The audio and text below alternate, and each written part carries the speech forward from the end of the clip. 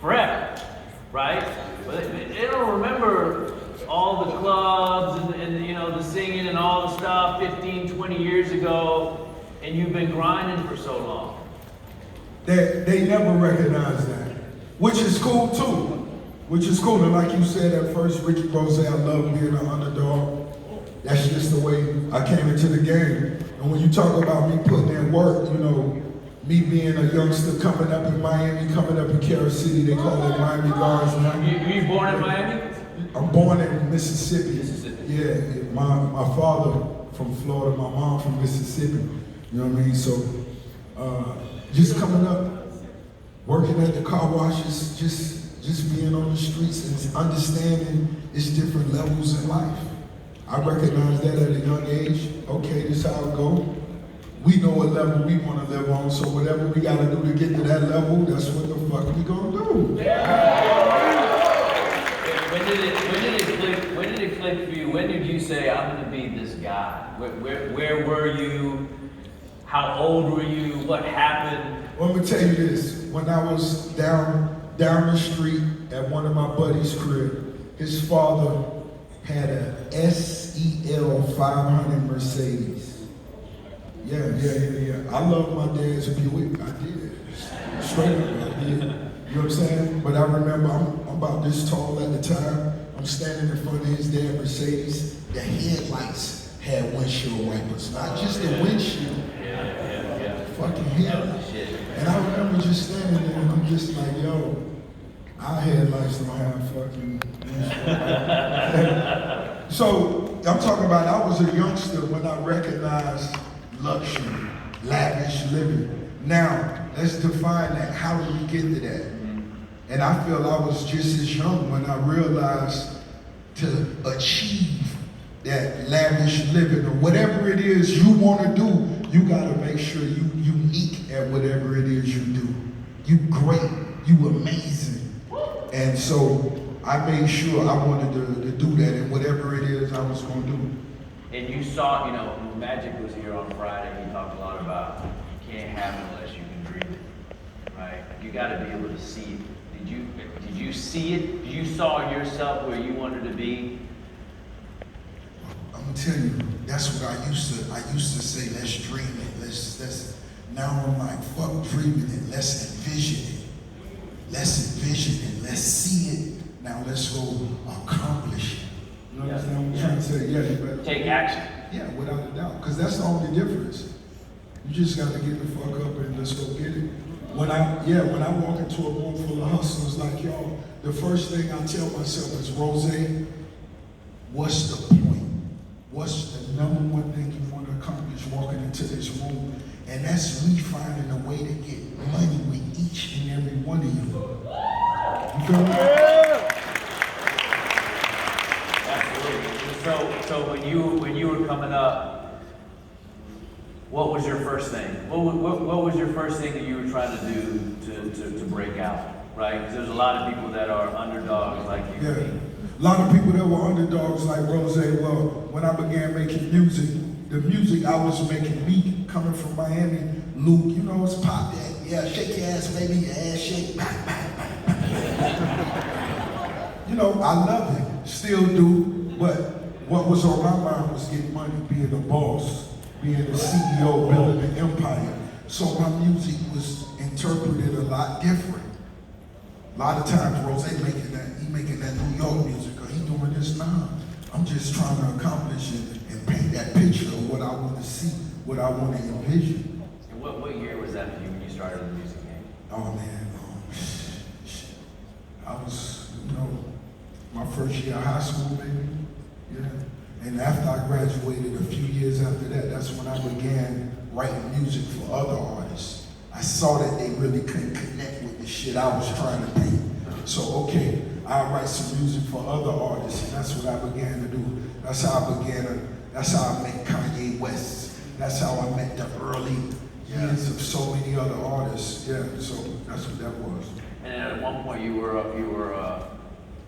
working as a correctional officer or something like that, right? Tell us about that, man. Shit, that was, you know, it was one point in time where everybody that I grew up with as youngsters was indicted, went to federal prison, went to this.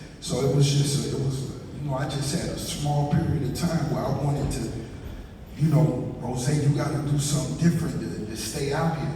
Yeah, you can see a lot of people that were going in the wrong all direction, right? homies, all How did you keep yourself focused, man? Because I think that's the hardest thing for a lot of people. You get distracted. In a way, I You don't get to your level of success like that. No. This is a special situation. And like I tell all the youngsters I come across, you can make your situation special. That's a decision you gotta make. You know what I mean? And let's do that. We can all do that. Preach. So then you started your music game, and when did it start to really, because I think what happens a lot of times is people get bored and they feel like, oh, I'm not winning yet. And I've been grinding for 6 months or a year or 2 years. And they get frustrated and they quit. Well, that's what the game wants you to do. Fold, tap out, quit. Yeah, and I had been writing music for over a decade. Hadn't achieved nothing, hadn't made nothing. Didn't have anybody coming up, yo, man, you really dope. Keep going. I had none of that. I had myself. I had my vision. And that's all I relied on. We kept going. So for 10 years, you're writing music. Over 10 years, you're writing music. So what kept you going, man? Like, because you weren't hitting that level of success that you were at, or you felt you wanted to be at. Right. You were writing music. Write music, watching awards, seeing who getting acknowledged. Yeah, that's cool, great. I remember at one time we was in Miami and all the major record labels came to Miami and I played the music, other artists played the music, and they chose, what's the young homies? Pretty Ricky. They chose Pretty Ricky over Rose. But guess what? We didn't tap out. We didn't fold. I knew I was the Coca-Cola in Miami. Yeah. So it just, a lot of times, it take a lot of motherfuckers' time to really see your vision. And that's fine. You 7 years ahead of them, 5 years, 2 years, you 1 year. Just don't stop, don't quit. It's gonna make you that much more valuable. Let's go!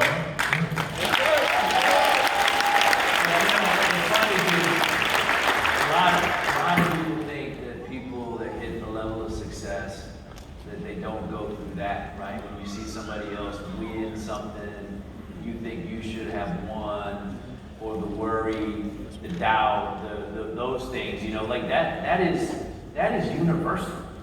That's universal. Like, you guys gotta understand, man, it's like you're never gonna get to where you wanna be if every time you see somebody winning an award that you thought you should have gotten, or some accolade that you thought you should have got. That's when you dig in. That's when you really dig in and work hard. For me, it just let me know that this shit is reality. When I ride by a restaurant, when I ride by a home, whatever it is, whatever motivation, it just let me know the reality is right here. When I was a youngster, I used to ride by big homes. I'd take my date out, we'll go to Checkers. We'll get the orange french fries. Now let's ride on Miami Beach. Let's ride by some $15 million homes. And it really inspired me. Yeah. Like, I would pull in front of somebody's home and really put that motherfucker in the park and just say, damn. You know what I mean? Yeah. Now, how did we get here? I just said that when I was 8 years ago, when I was born in a one-bedroom apartment, never imagined that I would build the largest, medical sleep testing company in the country. That's good. Congratulations. And from you guys got a high school diploma. I would all the time on Sunday, I would drive to the richest areas of Tampa, and I would just look. I would just sit there, I'd park my car, I was by myself, and I would just look, and I'd envision, I would dream, and I would wonder the type of conversations that were going on in the house. I would wonder the types of things that they were thinking about, what they were talking about, and if you don't do that and you don't put yourself in that place, you can kind of get sucked into your current situation, right? Sometimes the current situation is not great. It's not great. So the best thing you can do is like Rick says, man, you got to envision. You got to envision. I would envision myself coming in and out of the house. Without a doubt, walking barefoot through the grass. Yeah. Without a doubt. And most definitely for me, I believe you got to envision. Put yourself in that position. How would you handle it? What would you do? And for me, you actually preparing. You're preparing for greatness. Let's be great. Let's fucking be great. Let's go to the next level. And let's remember that, you know, it's people that's moving around like you who want that same position and they really pushing themselves to the next level, without a doubt. So Rick, you're in that, you're driving, you're going to Checkers, bro, and you're doing that. What made you get up every morning? Because it ain't easy, man. Sometimes you down and out. It ain't easy, but what you gotta ask yourself, do you wanna be fucking iconic or not? It's that simple. Do you wanna be great or not? Do you wanna be fucking wealthy or not? Do you wanna be number one or not? And if you do, you have to get up every day and do it. And at some point, you become, it becomes such a great feeling that you look forward to waking up and doing it. I don't want any days off. The times I have 3 days off, I'm gonna fill that shit in with something to do. And it's gonna be real easy. And I'm gonna look forward to it. And that's how you stay on top of the game. You can't let the game catch up with you. You gotta stay ahead of it. Those days you have off, let's find something to do. Let's go visit some of our business partners. Let's go pull up to some of the venues, the stores, whatever it is we got going on. Let's go visit somebody. Then we'll stop by Checkers on the way back. Never leave money on the table, right? That's what you're saying. Nah, you never leave money. I don't leave no money on the table. Tell them about that. Tell them about that. It's real simple. Somebody bringing some money to the table is Ricky Rose. I'm gonna find a way we could capitalize off it. I've been in meetings, I've had buddies come in, hey, I do this, I do that, hey, I do this for 50K. I don't watch people walk into the room with 35K and they let them leave. I said, damn, just let 35,000 walk out of the room. Wow. He didn't have the whole 50. I said, I would have found a way to get the other 15. Right. Leave the 35, sit it right there.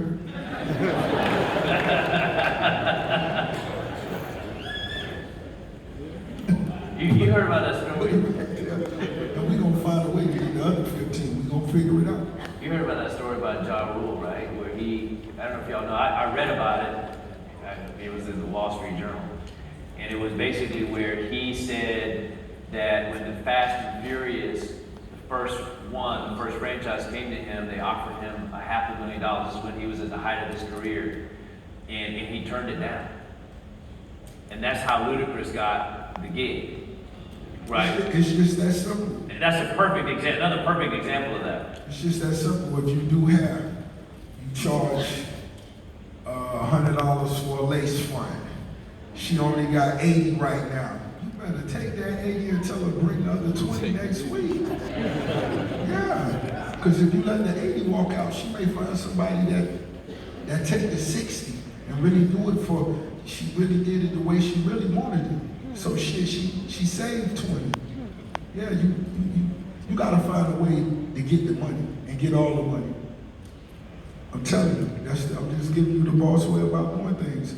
The more powerful you become, the more you can make so many more options. There's so many different ways. Now, how do you go up, man? Unless you even worried about that. I be in a meeting going on, somebody coming in, they got X amount of dollars, sit right there, please. We gonna work that out. Give me 1 second. Yeah, homies, yeah, find a way to do it. Find a way to make it happen. Capitalize on all your opportunities. You gotta realize over a 10-year period how much money you gonna let walk out of the office. God damn. You gotta add that up. You gotta find a way to get that. you guys get this mentality. This is the mentality you gotta have. Like you never leave money on the table. Never leave opportunity on the table. I had one guy. I wanted to buy a car I wanted to buy a Rolls Royce, and I was talking to the GM, and the GM told me, I'm like, hey bro, I want to buy a Rolls Royce. He's like, yeah, just call my sales guy.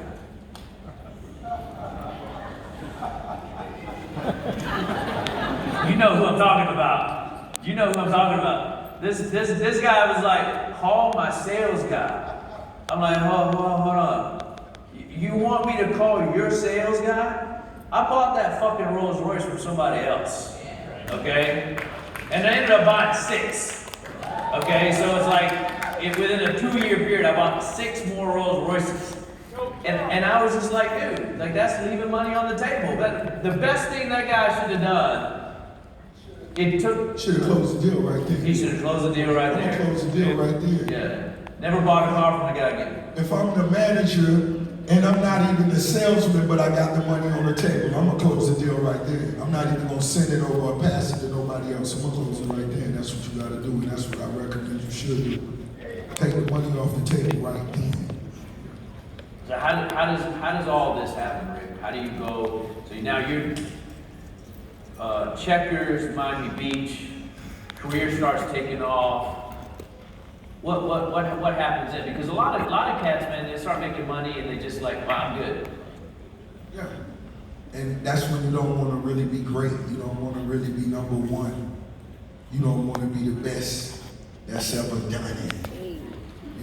I assume it's easy. You make a few $1 million, you know, you go fishing in fucking Alabama rivers. And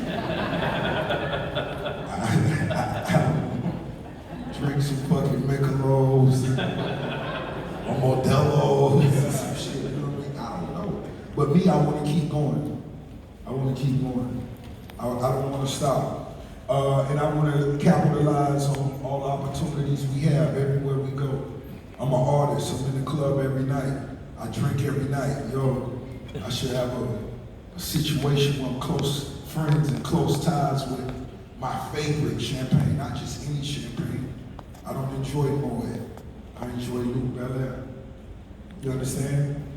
So anywhere I go, I want to capitalize on the moment. The sneakers I have on, these are a young homie out of Boston. I told him, I'm gonna wear your sneakers, homie, on the platform. Yeah. So everywhere we go, let's capitalize. Whatever it is we doing, let's capitalize. You could be making other moves anywhere you go.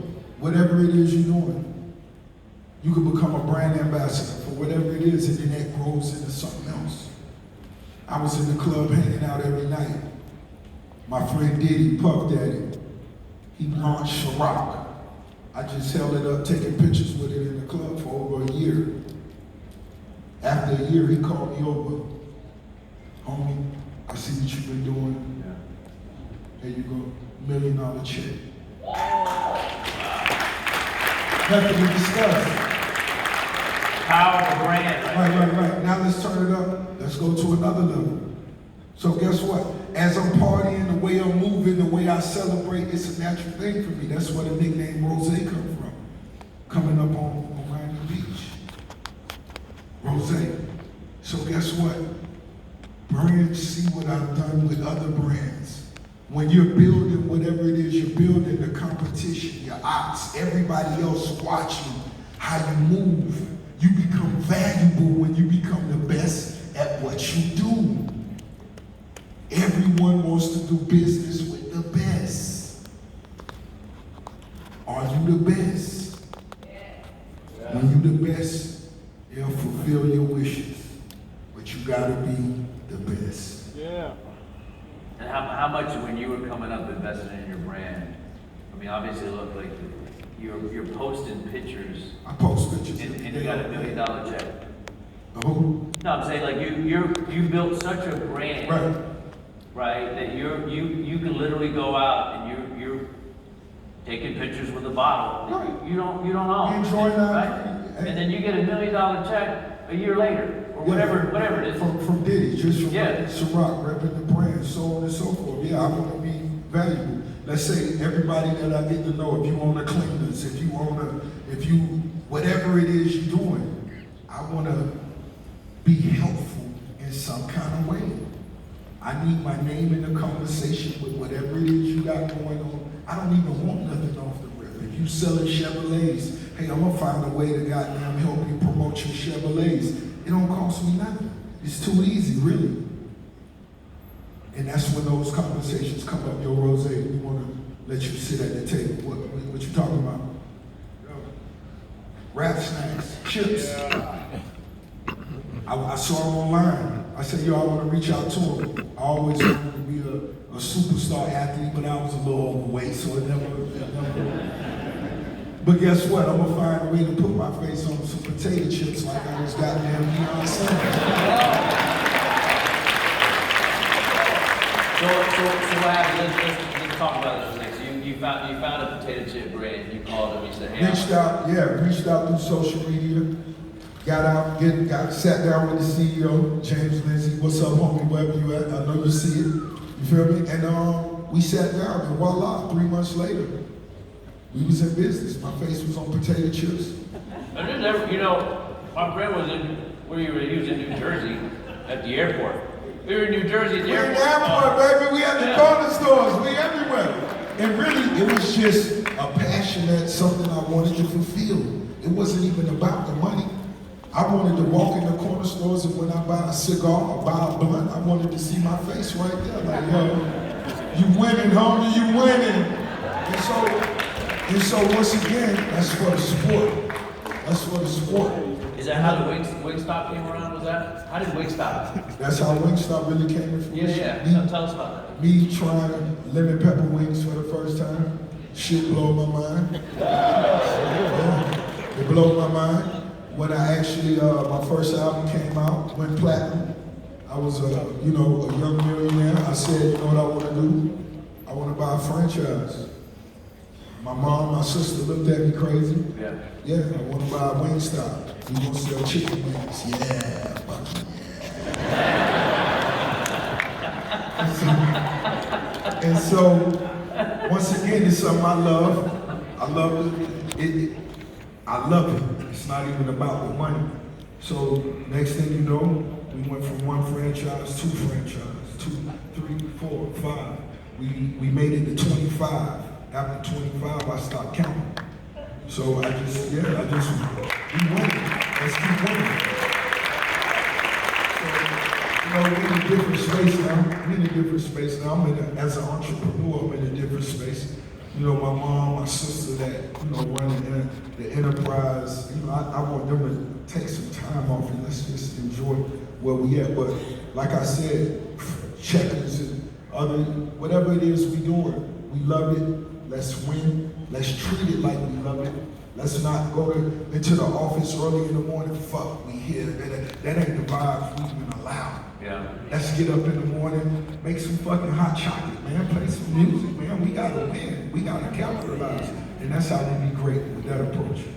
Winning is addictive, isn't it? Oh man, it's nothing like winning. Whatever it is you're doing, when you wake up and you winning, oh man, what the fuck? We can't stop. Straight up, ain't nothing like winning, and that's what you want to do. And it take a long time to get to this position, but when you get here, you realize it's nothing like it.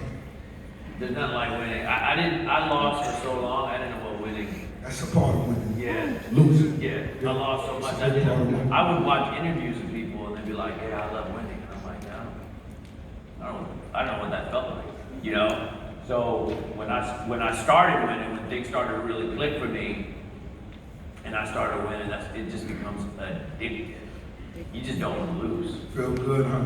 Being able to make moves. Yeah. No bills. Freedom.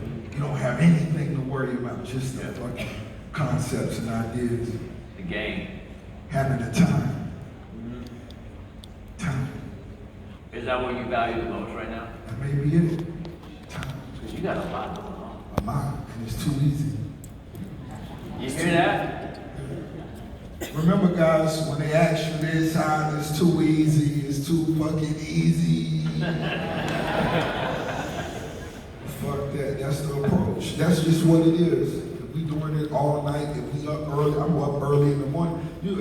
If for those of you that don't know my health situation, I began suffering from seizures maybe 12 years ago. And the doctor said my situation was unique because after I would have a seizure, they would put all the machines and shit on my brain and they can't see no marks. They can't see. But ultimately it came from me not going to sleep, me not resting. I don't want to sleep. I don't want to rest. I'm missing something. I'm missing some money. I'm missing us making history. I'm missing us fucking changing the game.